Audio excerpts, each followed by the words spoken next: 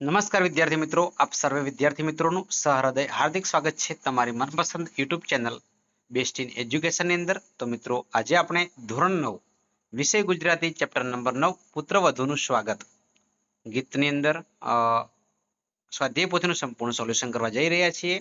તો વિદ્યાર્થી મિત્રો, વિડીયો તમારા લાસ્ટ સુધી જોવાનો છે. પસંદ આવે તો એક લાઈક પણ કરવાની છે.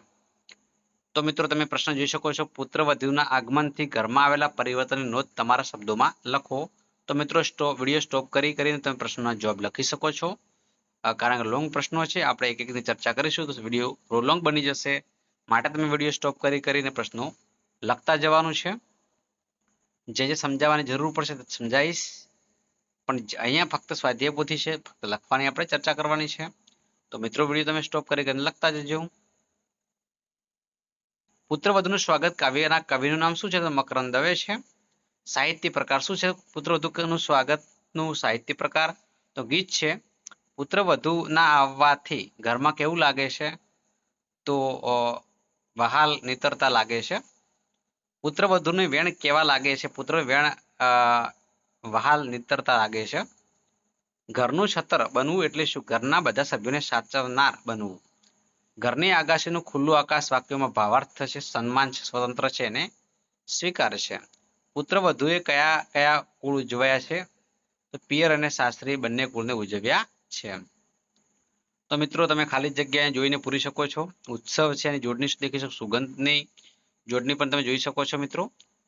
ત્યારબાદ મિત્રો, ધ્વનિ ઘટકો છૂટા પાડવાના છે, પણ જોઈ શકો છો.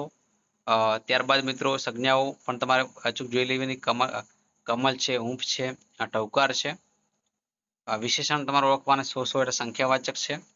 મારે એટલે સાર્વનામિક છે, વાચક છે. આજ છે એટલે સમયવાચક છે. બબ્બે એટલે સંખ્યાવાચક છે. સામાનાર્થી કમલ એટલે પંકજ છે. ભીત એટલે દિવાલ છે. આગાસી એટલે છત છે. કુળ એટલે ખાનદાર છે. આકાશ એટલે અબર છે. સુગંધ એટલે પરિમલ છે. કુળને ઉજાળવું એટલે કુળની પ્રતિષ્ઠા વધે તેવું કાર્ય કરવું. આદરપૂર્વક એટલે આવકાર છે, સ્વાગત છે. બારશાકના ઉપલા લાકડા આગળ રહેતો છેડો ટોડલો છે. ઘરનું કુટુંબનું ઢાંકણ એટલે છત્ર છે. સુગંધ એટલે દુર્ગંધ છે. છાયડી એટલે તડકી છે. લિંગ મિત્રો ઓળખવા છે. આંગણું એટલે નપુંસકલિંગ છે. કમળ એટલે નપુંસકલિંગ છે. ભીત એટલે સ્ત્રીલિંગ છે. શણગાર એટલે પુલ્લિંગ છે. ટોડલો એક પુલ્લિંગ છે. આગાસી એટલે સ્ત્રીલિંગ છે. શિષ્ટ રૂપ આપો. લક્ષ્મી છે. ઓચ્છવ એટલે ઉત્સવ છે. પરસે એટલે સ્પર્શ છે. વેણલે એટલે વેણવા છે. વહાલપ એટલે વહાલ છે. ટોડલીએ એટલે ટોડલે છે. છત્ર એટલે છત્ર છે. જીવતર એટલે જિંદગી છે. મિત્રો, અને અવસ્થાઓના કાળ લખવાના છે. અલંકાર તમે જોઈ શકો છો. એ તો ઘરનું છત્ર, ઘરની છાયડી, ઘરની આગાશીનું ખુલ્લું આકાશ રૂપક અલંકાર છે. તો મિત્રો, આ છે આજનો આપણો વિડીયો. વિદ્યાર્થી મિત્રો, વિડીયો તમને કેવો લાગ્યો ખાસ કોમેન્ટ બોક્સની અંદર કોમેન્ટ કરવાની છે.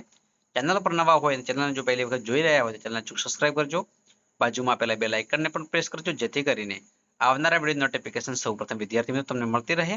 ફરી મળીશું એક નવા વિડીયો સાથે. ત્યાં સુધી આવજો. જય હિન્દ, જય ભારત.